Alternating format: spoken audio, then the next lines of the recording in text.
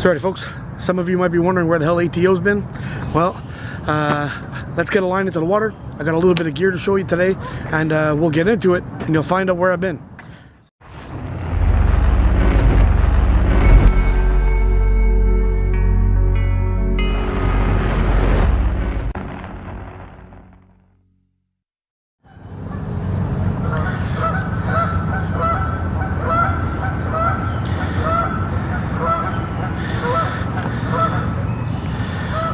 So just a while back, I picked up this travel rod from China. It's called the Cobra bait casting rod, medium heavy power, and I've had it out one time before. I haven't caught a fish on it yet, but I'm hoping to see if we can land something decent on it today. But I'll give you a closer look at it a little bit later. But so far, I'm pretty impressed with the way this thing puts together. The build quality is pretty decent, and the cast's real nice. So I got a nice, as you can see here, I got a nice wad of chicken liver on there with a wide gap hook. We're gonna cast this bad boy out, see if we can get our hands on a nice big cat today.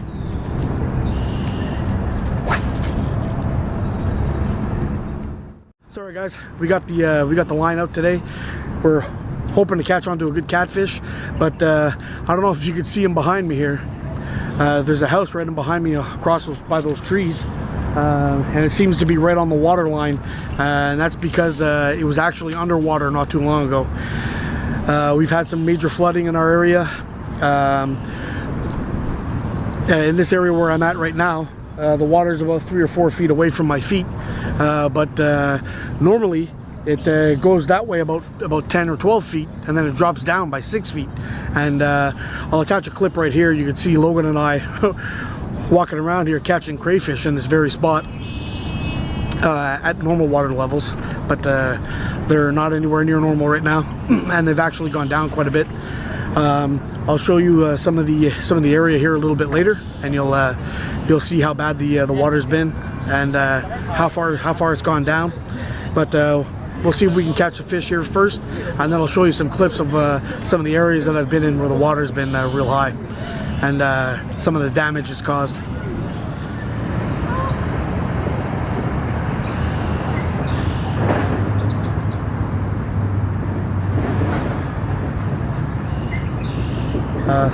Yesterday we did a little tour around a town called Pierrefonds, which is not the city that I live in, but in Quebec, and there's some of the areas that were just completely flooded out.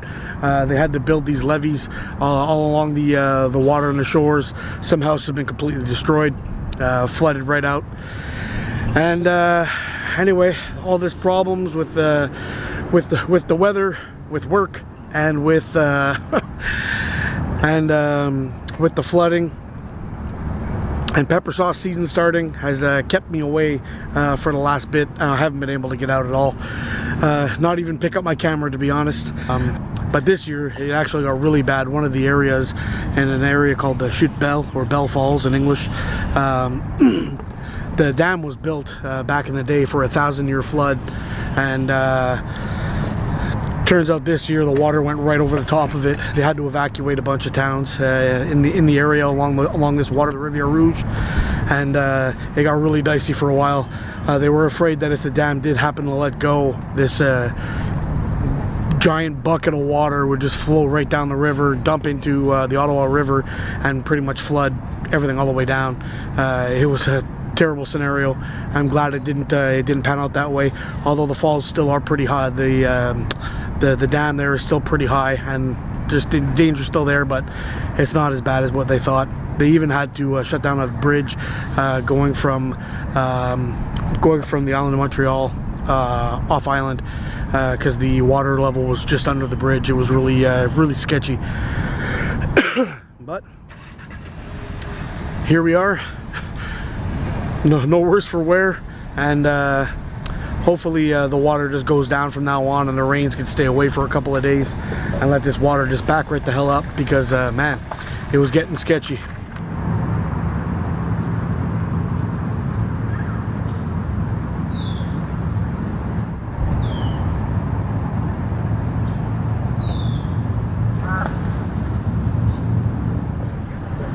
So the water went all the way up really close to the skate park. It's got debris all over the place. Normally, the water starts just around the edge of those trees.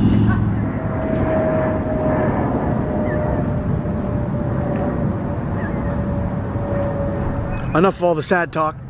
I did get some new gear. I've got these, I picked up this travel fishing rod. This is one from China. Seems to be pretty good. It casts real nice. I don't know how durable it's going to be catching in a big fish or whatever it is, but I've got it paired up with my Abu Garcia Silver Max reel, which is quite nice. And I also have a second rod that we won't be using today, but it's called the Fenwick Eagle.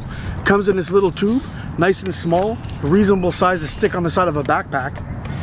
And the quality of this rod is just beautiful. Let's pull her out and give you a quick look. So this one, it's pretty nice. Got a nice cork handle. This is a spinning rod. So I have one spinning rod and one bait casting rod. Both rods fit in that tube, which is kind of nice. And you'll see how they connect together. You have 4 sections. Now, a 4-section rod isn't going to be as sensitive or as strong as a 1-piece or a 2-piece rod, but it is way more packable. Now, you'll see this is a medium, I believe this is a medium light power rod. Let's take a look, double check that for a second here. Yeah, so this is a medium light fast action, which means it starts bending really really strong quick at the tip. It's good for 8-ounce lure, and it's recommended for 4 to 10 pound line. Now, this is a very flexible rod. It's going to be great for casting, for bass fishing, casting, wacky worms or Senkos, small lures, spinners, things like that. It's going to be good for anything from bass all the way to panfish. And I do a lot of that, pan fishing, and the good thing is it'll even be good for trout. But the nice thing is that you're looking at a rod that's only about maybe 20 inches long, and when you bust it up into its 4 pieces, it packs down real small, and you can even make it smaller if you just want to wrap this up in some kind of material or stuff it into a stuff sack and attach it to the side of your pack too. But the hard case will keep it nice and safe for whatever it is you need to do. The case is set up in a tubular design. Got a nice zipper at the top, tie out point at the top, no tie out at the bottom, and it's got a sling for you to carry. Now, open the zipper on the top. Everything fits in there quite nicely, as you can see, and it's got a nice couple sections of foam up in the top to make sure that when your rod jiggles up and down, it's not going to get damaged or have the tips broken off while you have it all set up. Now, all things considered, this case may be a little bit heavier than just carrying it in a little stuff sack, but it will keep your gear nice and protected, and you won't have to worry about it getting broken or having something heavy fall on it, because this tube in here is nice and durable.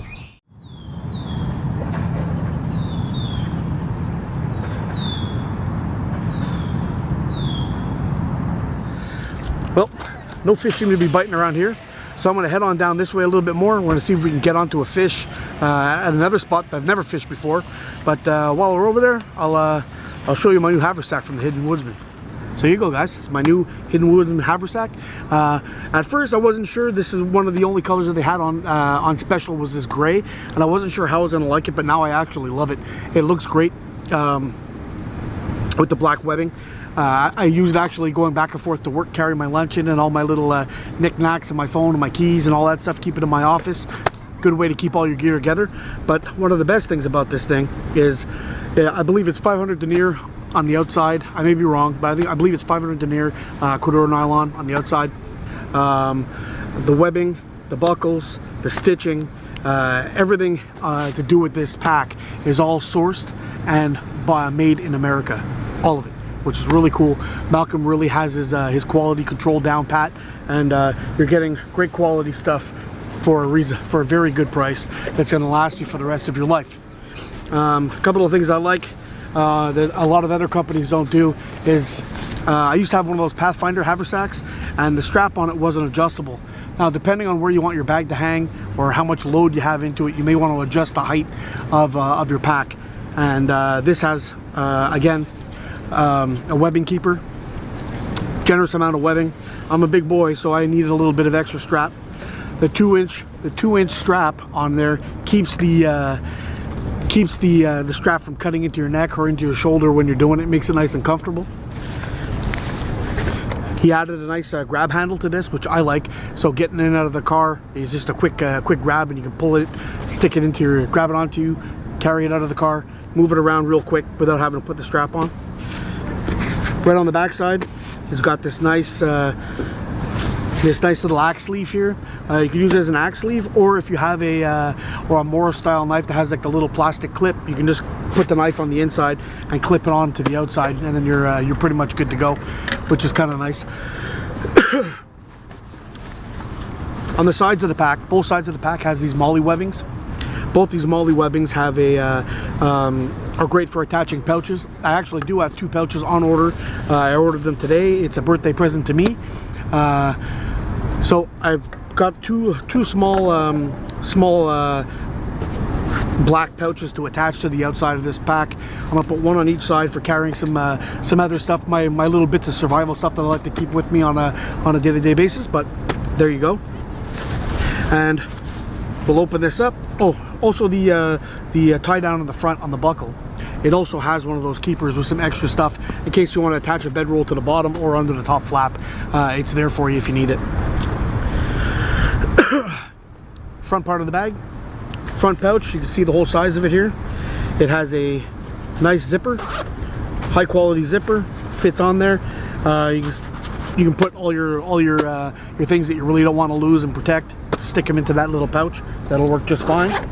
You got your quick access pouch in the front here for your pliers, or for your in my case I'm using it as a fishing kit, but you know, for your extra hooks, your weights, your pliers, any kind of thing you may need. Oh, my magic mesh and my magic string, and I've got a little snack in there. But we'll do a gear bomb in a second anyway, just so you can see what I've got into this and how much it'll hold. One of the key features I find of this haversack is it has that gear keeper in the front to lock everything down, keep all your stuff and your gear in there, so when you're moving real quick through the woods, you're not going to lose any pieces. So there you go. And on the inside of the pack, which I've shown on my Deep Woods ruck, it has that bright orange color. I think some of them may be orange, some of them may be yellow, but it's got this stuff, and this actually helps out so much finding gear inside your pack. This is actually a genius move by Malcolm, and I hope he continues to do it in all of his other packs, because one day I will be having a day ruck coming towards me. I just got to save up enough pesos to actually be able to get one sent over to Canada. But there you go. So let's empty out all the contents of this bad boy, and I'll show you what we got in it and how much room you can actually, how much stuff you can actually fit in one of these guys. All right, so let's open her up and take a look. So in this front pocket here, I don't have much in here anymore, but I was keeping my keys in here and my phone. But I took it out just because I was going away from my bag, and I didn't want anyone to take off with my stuff and my car keys and whatever. So I just have a little bit of rope in there. In the quick access pocket, I got my pliers. I got some hooks. I've got my spawn net for my bait. I've got a quick little snack. Ooh, Camp Life from a card from Mr. Hidden Woodsman himself, Mr. Malcolm. I have my ferro rod and my magic string for my bait, for tying on my bait. So there we go. Inside the main compartment, I've got a little thing of milk for my coffee. I've got my Mora Garberg, which we're not going to pull out because we're in a park. I've got my Nalgene silo, which is a 48 ounce water bottle. Holds almost a liter and a half for those of you north of the border. I've got my wood knot coffee press. I have a slingshot just in case I get bored. Got my coffee. I've got my Trangia stove and a twig stove in here. You can see this very stove in my review I've done for the Wood Knot coffee press. And I believe that's it. But I do have a little bit of extra room for other stuff in here if I wanted to put some in there. Inside of a tiny little pack like this, there's many things you can do. Use it for a day pack, fishing kit, small hiking pack. Keep a survival kit of that inside of your car. The list goes on and on. This will easily handle a 5Cs kit to get, you know, for minimalist hiker or anything like that. Absolutely love it. And Malcolm's work is flawless, really. Everything is, the stitching's great, everything's durable, it's put together real well. If you have any questions, you can contact the man directly, which, believe it or not, is something that I really enjoy. There's not much more I could say about it, but except for the fact that it isn't too lucky because I haven't caught a damn fish yet today. Not that that's your fault, buddy. Let me tell you. But anyway, so there you have it, guys. Just wanted to show you a few things that that you'll be seeing in some upcoming videos. The haversack to lighten up the load a little bit in between just quick hikes, quick scouts, and the Deep Woods Rock. Now I'm gonna have to find something in between. I'm hoping to be able to pick up one of those 25 liter day rucks soon, but we'll see if the finances will allow it. So you guys take care. Thanks for watching. Get on, explore.